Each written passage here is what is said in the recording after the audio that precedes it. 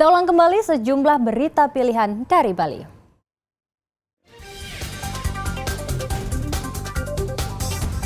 Gubernur Iwayan Koster melarang wisatawan baik asing maupun lokal untuk mendaki gunung di Bali.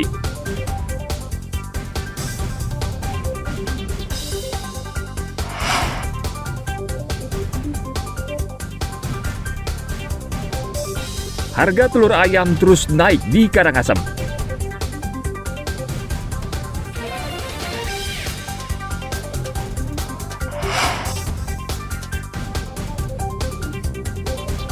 Kopi tak hanya enak diseruput saat panas, tapi juga bisa dibuat menjadi seni lukis yang berharga.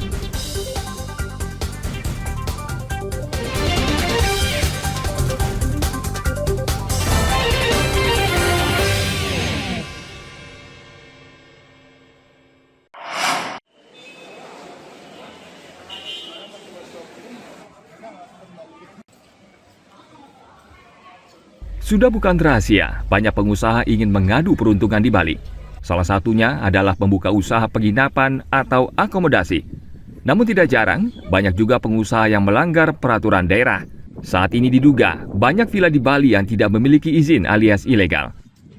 Mereka tersebar di sejumlah kawasan. Pemprov Bali dalam waktu dekat akan menertibkan villa bodong tersebut agar tidak berdampak buruk bagi pariwisata di Bali. Wali Kota Sebali untuk mendata, mengobservasi ke lapangan sejumlah villa atau rumah guest house yang difungsikan untuk pariwisata, penginapan untuk para wisatawan. Pertama adalah villanya itu sendiri yang menurut saya banyak yang tidak berizin. Dan yang kedua, dia juga melanggar RT RW karena menggunakan lahan produktif sawah untuk villa. Kemudian yang ketiga adalah karena dia ilegal, ya dia tidak bayar pajak hotel dan restoran. Dan itu berdampak buruk bagi pariwisata Bali. Jadi karena itu saya sudah meminta Bupati Wali Kota Sebali tindak tegas. Sebagian besar villa bodong tersebut dibangun tanpa izin pihak berwenang seperti RT dan RW setempat.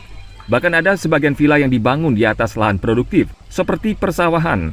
Pemprov Bali mengimbau Bupati dan Wali Kota Sebali mendata serta menindak tegas bangunan villa ilegal. Soal villa ilegal mungkin sekitar 30% seluruh Bali itu banyak yang ilegal ya. Ini perlu kita tertibkan dan sehingga kita punya data yang valid ke depan. Itu di daerah mana Pak paling banyak? Banyak juga di Bali Selatan, Bali Utara dan Timur, Barat juga ada beberapa. Kalau yang sudah legal ada berapa Pak? Yang legal ya lebih banyak, jadi 70%-nya ada semuanya legal. Jadi Itu perlu 70%-nya, yang 30%-nya nggak legal. Itu perlu ditindak ya Pak?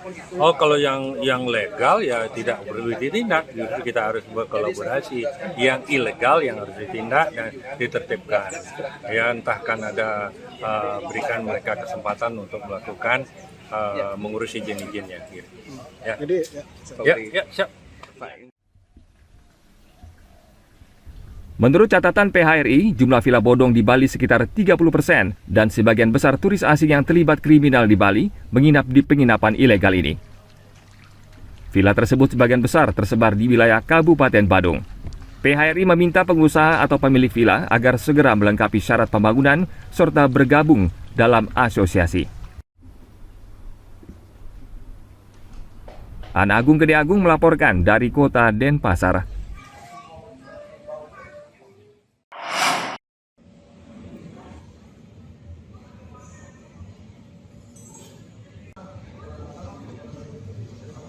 Libur panjang selama 4 hari menyebabkan Bandara I Gusti Ngurah Rai dipadati penumpang. Sejak Rabu lalu, kepadatan sudah terlihat di bandara. PT Angkasa Pura I mencatat jumlah penumpang yang berkunjung ke Bali mencapai 67.000 orang. Mereka ingin menikmati liburan di Pulau Dewata.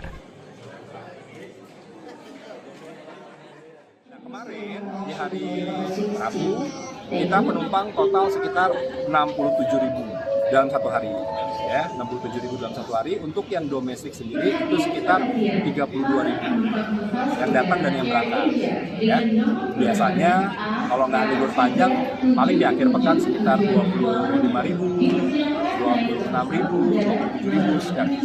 Kita bersyukur ada libur panjang. Untuk teman-teman wisatawan dari dalam negeri itu meningkat.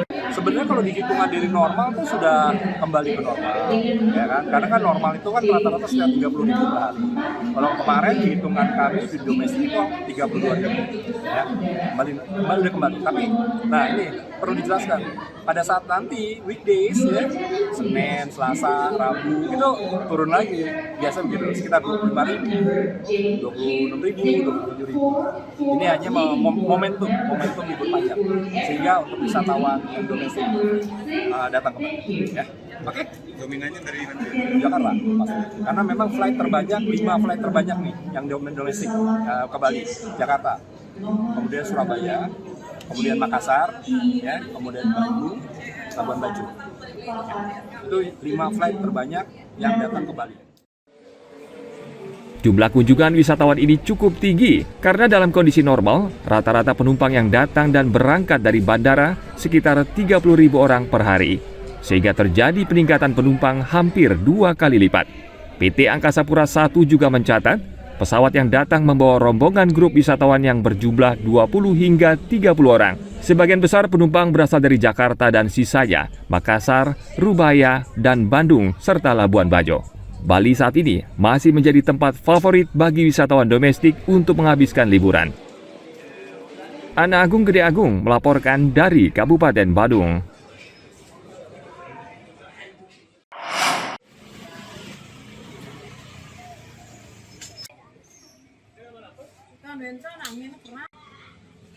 Berbagai jenis ikan laut ini dijajakan di pesisir pantai Kedonganan, Desa Kedonganan, Kabupaten Badung. Selain masih segar, harga ikan di sini sangat terjangkau, sehingga pesisir Kedonganan saat ini dikenal luas sebagai tempat mencari ikan yang murah dan segar. Harga ikan di sini dijual antara 20 hingga 30 ribu rupiah per kilo. Dalam satu hari, pedagang ikan bisa menjual antara 1 hingga 10 kilogram ikan. Biasanya yang banyak dicari pembeli adalah jenis kenyar. Itu rata-rata yang beli berapa kilo rata-rata per orang, Bu? Kadang-kadang 2 kilo, 1 kilo gitu, 1 kilo ya. setengah kilo, ada yang setengah kilo gitu. Itu harga dari berapa, Bu? Harga kadang-kadang 30, 25. 25. Itu jenis ikan apa, Bu, yang diminati? Kalau kenyar banyak yang minat. Banyak yang minat ya, Bu ya. Jadi satu hari ada ya, Bu ya. Bu, ini Ibu jualan berapa kilo total semuanya, Bu? Kalau Ini yang baru, perharinya. Berapa kilo ya? 25 ya, Bu? Ya 25 kilo. Lagi sepi sekarang, Pak. Ikan yang ada cuma ini aja, kayak comel gitu, awan gitu, kayak kutit gitu aja yang datang sekarang. Kalau peminat ikan laut sekarang ini menurun atau meningkat, Bu? Malah meningkat, Pak. Kenapa, Tapi Bu? cuma nggak tahu. Yang rasa kayaknya itu lebih murah mungkin. Lebih murah ya ikan laut. Jadi sampai saat ini masih peminat ikan laut masih banyak ya, Bu? Masih, tapi nggak dapat. Oh, sulit nyarinya, Bu ya. Iya.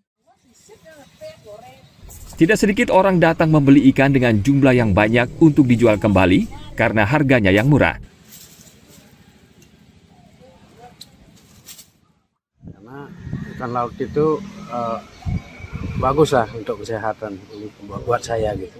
Untuk harga bagaimana, Pak, menurut Bapak? Ya biasa-biasa sedang lah. Tergantung itu musimnya. Kalau musim susah ya mahal. Jadi Bapak selalu aja berkesempatan ke sini beli ikan ya, Pak? Selalu. Di pedagang sini ya? Ya. Kenapa harus di pesisir sini beli, Pak? Kan datangnya itu segar-segar gitu. Segar ya, karena ikannya segar-segar datang ke Ya. sini, Pak ya. Rata-rata berapa kilo, Pak, kalau Bapak beli misalnya beli ke sini, Pak? Ya kadang-kadang 5 kilo lah, 10 kilo kadang-kadang. 10 kilo ya.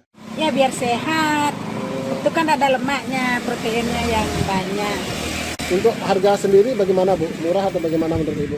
Ya sederhana standar lah. Standar, ya. Sesuai cuacanya. Jadi Ibu setiap hari pasti aja beli ikan laut di sini, Bu ya? Iya. Iya. Tidak jauh kan dekat rumah. Iya.